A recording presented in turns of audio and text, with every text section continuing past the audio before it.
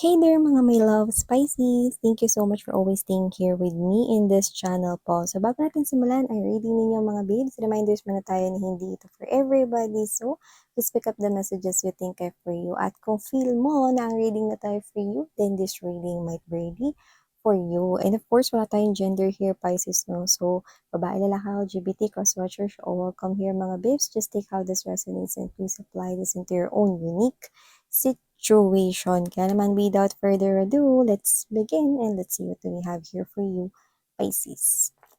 Spirit and Angel, guys, Archangel Michael, thank you so much. Can we please get messages for my Piscean people, please? This is for Pisces. Cross-watchers, you're also welcome here. You can flip roles if you want. Remember, Pisces, at the end of the day, you still have your free will. Syempre naman, pwede nyo yang gamitin anytime. So yeah, just take only what resonates here with you.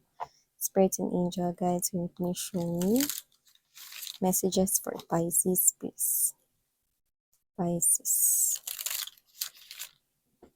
Pisces, yung iba sa inyo may inaayos kayo mga papeles, dokumento, pwede may kinalaman sa mga cases, pero doesn't have to be, pwedeng owning a property, kahit ano, contract. Yan, no?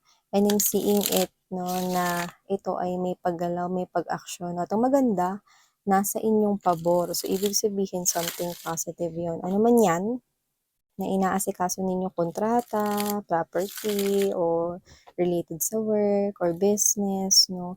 Nakikita ko na yan ay may maganda. So, pwedeng yan ay ma-approve kung may iniintay kang ma-approve, or kung ano man yan, nasa inyo ang pabor. Okay. So yeah, let's go ahead and check this out for you, Pisces.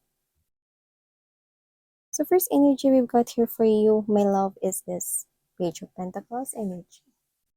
Also have here for you the Full card energy. I also have here this Ace of Swords. Definitely new beginning sa trabaho. Yun ang nakikita ko rito, at kaperahan. So, pwedeng yung pipirmahan ninyo, no, is contract, no, about work, job, or business to, no. I do pick up, no, that this will bring you to that new beginning. No, panibago ito, like, bago yung flow ng money, like, hindi ito yung klase ng flow ng money before, and this is something here positive. And you're gonna love this, no? Itong new opportunity na to, bagong trabaho man yan, bagong business, no? Or bagong idea, magdadala yan sa'yo ng kakaibang pakiramdam. No? At kakaiba rin na parang sitwasyon around you. So, ibig sabihin kung ano man yan, no? It will make you feel na parang nandito ka sa energy na parang magiging kontento ka at masasatisfied ka, especially may kinalaman sa money flow mo. Yung iba, pwedeng ito ay paglalakbay, may pag-travel tayo nakikita rito. Communication talaga ito. Someone here is coming into your life, no? At may offer siyang dala-dala, no? Pwedeng offer na trabaho, okay?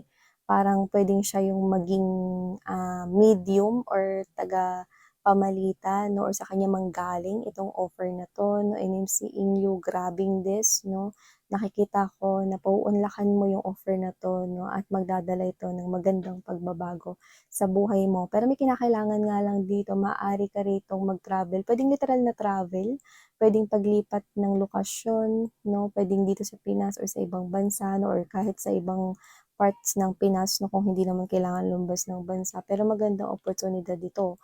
Yung iba naman, hindi ito travel na as in literal na moving ng location, no? Pero nakikita ko rito na isa itong klase ng journey, no, na magpapaayos rito, no, ng buhay mo. Kakaiba, something new here, no? So nakikita ko na yan yung marireveal sa inyo in the upcoming weeks here for you guys. No, universe are sending you messages na go take risk, no? Or mag-take ka ng chance dito, Pisces, no? The ship is about to come in. Yan, no? Ayun yung ship po, nasa paanan na rito. Yan, no? Yun. So, ibig sabihin mga babes, no, padaong na rito yung shift na yan.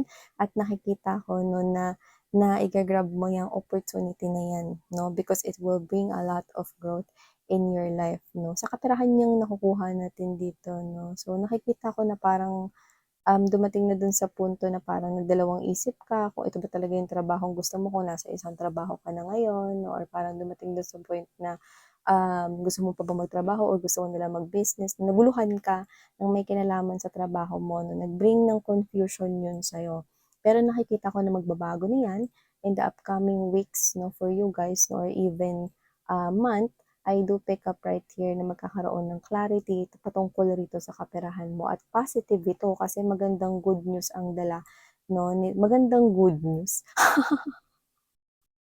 O 'di ba, double confirmation, maganda na good pa, 'di ba? Magandang good news ang dating na ito para sa inyo, Pisces. So yeah, let's go ahead. Yan, see dumating nga talaga sa punto na nagdalawang isip kayo 'no, pero ang goal talaga 'no is ta-targetin niyo talaga rito 'no, ang inyong mga pangarap 'no. These are your big dreams, your wildest dreams with the star right here, Pisces 'no. At kung ano man yan, nakikita ko na mabu-bullseye mo yan dahil magsisimula na rito mga babes 'no, yung parang pag-ikot ng tadhana mo 'no, kung saan maaabot mo rito yung mga ninanais mo rito 'no. Magsisimula ka sa umpisa, yung mga maliliit na mga dreams mo rito 'no, ay makukuha mo hanggang sa nakikita ko makukuha mo yung mga biggest stars, which are symbols of your biggest dreams. May mabu-bullseye ka diyan 'no, na opportunity 'no, at nakikita ko nito na nga yung opportunity ng kaperahan. Kasi yung mga small dreams ninyo, I do pick up na ito yung may kinalaman sa material or worldly gains 'no, like literally yung mga parang mga pangarap niyo kunwari, mabilhan ng sala set 'no, bagong sala set, sofa set, mga gano'n 'no. Yung bahay ninyo 'no, hanggang sa pinakamalalaki like bumili na ng sarili mo ritong, motor, sumunod bumili ng sarili mong car o bumili ng sarili mong house, ganyan. Or bumili ng sarili mo rito na parang, palayan 'no, lupa, mga gano'n. So, nakikita ko rito mga babes 'no, na magsisimula dito sa mga maliliit yung mga makukuha mo, mga maliliit na pangarap hanggang sa malalaki 'no. At nakikita ko rito mga babes 'no, na meron pala rito 'no, na hindi ako masyadong nagtitiwala sa energy niya kasi parang manggagancho. Kaya kung sino man siya, kilalanin mo muna siyang maigi kasi hindi ko trip yung energy niya 'no, or hindi niya lang nilalabas pa kung sino siya talaga. Medyo may pagka-misteryoso yung dating niya 'no, so hindi pa siya talaga nire-reveal 'no. Pero yun nga 'no, either siyempre umpisa dapat kilalanin mo mabuti, kasi bago siya, bago 'tong tao na 'to darating sa buhay mo, eh, 'no. So, alamin mo yung intensyon niya sa pamamagitan ng pagkilala mo muna sa pagkatao niya 'no, kasi yung energy niya 'no, hindi nagre-reveal sa'kin ng gano'n. Pero nakikita ko rito na meron siya ritong tinatago 'no, na na mga bagay-bagay sa sarili niya 'no, pero nakukuha ko rin naman na puwedeng ganyan na kasi siya noon. Puwedeng hindi kasi siya maboka or hindi siya yung palakwentong klase ng energy 'no. So, kilalanin mo muna. Hindi ko rin naman siya agad hinuhusgahan 'no, kaya lang kasi what I don't like about him or her 'no is parang gusto niya ng kunin yung intensyon, yung atensyon mo 'no, pero hindi niya pa ilalatag dito yung intensyon niya talaga. So kaya nga sinasabi ko sa inyo 'pag may bago kayo ritong makilala 'no, siguraduhin niyo muna na kikilalanin niyo muna siya 'no. So hindi ko naman sinasabi 'no na mukha talaga siya ritong manggagancho, pero sa nakikita ko rin ng mga babes 'no, kasi meron na siya agad na ano, eh, 'no, may nakikita na ako sa kanya may intensyon siya, eh. Intensyon niya na talaga na pumasok sa buhay mo, pero hindi niya nga kasi nilalatag lahat ng, alam mo 'yun, ng mga hints 'no, na puwede natin siyang pagkatiwalaan agad 'no, lalo na isa siya ritong bagong energy. Pero kung sino man siya 'no, bigyan mo rin siya ng chance 'no, kilalanin, kumuha ka rin ng impormasyon patungkol sa kanya 'no. Kasi sa ngayon wala pa tayong masyadong nakikita about him or her 'no. Pero yun nga, hindi ko naman nakikita na parang ano siya 'no, to the point na napaka-harmful niya, na very dangerous siya 'no. Pero whatever the case may be, parang yung energy na binubuga niya 'no, is parang very secretive pa. Okey, pagka kasi gano'ng klase ng energy, mga babes 'no, meron niyang mga nililihim at tinatago 'no, tsaka parang ano siya, eh, ano 'to, siya yung klase ng energy na marunong siyang makisama, 'yan.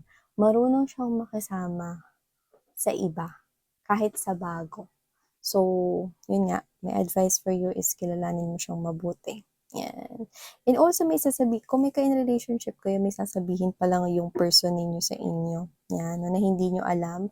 Pero nakikita ko rito na maaaring patungkol ito sa pagkakaroon ng pamilya, pag-settle down ninyong dalawa, kung boyfriend or girlfriend mo na siya, long time na kayo, no?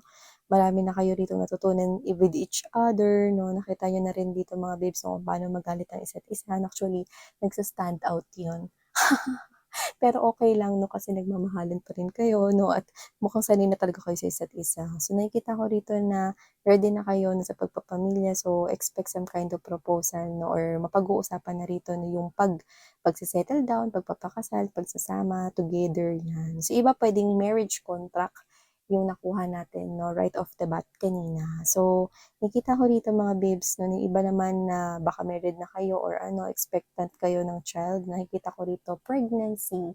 Good news din yan for you guys. No? I'm seeing a child and actually two confirmations here with the Page of Cups energy and the Sun. Alam mo, lalaki yung anak mo, very sweet and very loving.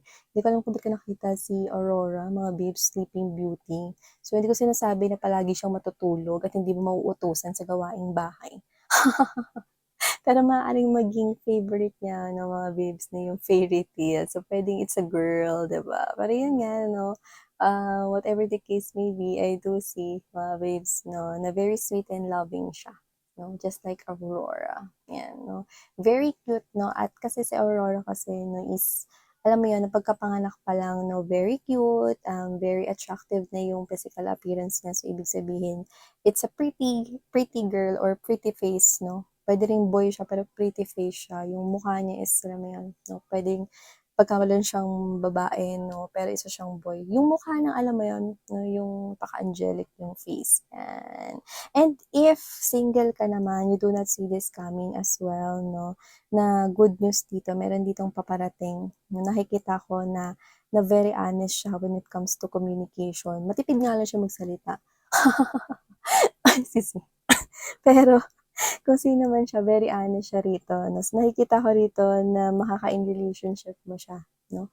Pero hindi papairalin dito yung puro isip lang or puro brains lang dito sa connection na 'to, no? Kasi nakikita ko dito na pagdating sa'yo, na meron din siyang side na siya ay romantic. Yun yung nakikita ko rito, Pisces, no? Actually, parehas kayo ritong matalino, no, sa pagdedesisyon, no? So, puwedeng pagdating rito sa trabaho, parehas rin kayo ng approach, no? So, nakikita ko rito, Pisces, no, na kung sino siya, hardworking rin siya when it comes to work, no? At nakikita ko rito ng maganda, no? May soft side or sweet side siya rito, Pisces. And also, what I pick up right here, no, the Fool card and the Star, this is literally as well, no, big combination. Kasi kung saan kayo papunta talaga kayo, walang iba, kundi sa katuparan ng mga pangarap ninyo. Meron kayo rito makakasama, no, nakasama nyo noon, kasama nyo pa rin hanggang ngayon. Pwedeng yung best friends or family member, could be parents, no, na nakasuporta rito, no, hanggang sa, alam mo yun, hanggang sa maabot mo na lahat ng mga pangarap mo, nandiyan pa rin sila. Okay? At meron ditong pinaparating napaka-specific na message mga babes, no? If you have departed loved ones right here na super close talaga kayo nung nabubuhay pa siya, meron siyang mensahe sa'yo rito, no? Huwag kang susuko at ituloy mo lang yung laban mo rito sa life, no? Alam niya kasi mga babes, no, kung gaano ka katapang more than sa kung paano mo kilala ang sarili mo. So, hindi ko alam kung para kanino yun, pero mukhang meron ditong energy na parang feeling mo, no, dahil nawala siya, no, hindi mo na kayang harapin yung life or hindi ka na ganun katapang harapin yun. Well, sinasabi niya rito na mas kilala ka niya kaysa sa kilala mo yung sarili mo. So, alam niyang mas matapang ka, no, kaysa sa kung paano mo alam na matapang ka sa sarili mo. Yan, no? So, ibig sabihin naniniwala ito sa'yo. So, this is someone here na I do pick up na super close kayo. At hanggang ngayon, chini-cheer ka pa rin niya kahit nandoon na siya, no, sa ibang place, no? Yan. So, wow! So, these are the messages here for you, my lovely Pisceans. So, yan mga babes, na go grab it. If you want to claim this, if this resonates you, no, go hit that like button, share, and subscribe. Thank you so much. Sarang Hayo Love and Light